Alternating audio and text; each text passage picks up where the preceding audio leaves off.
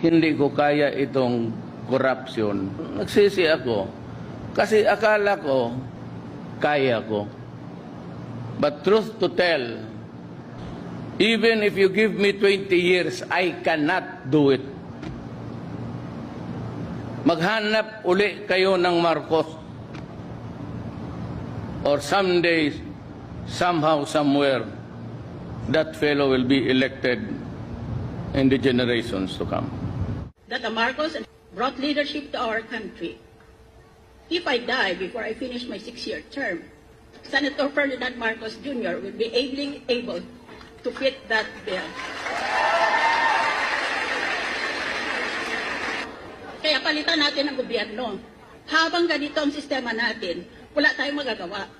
Magkakaroon lang tayo ng maraming mga kalaban sa politika na sisiraan at sisiraan.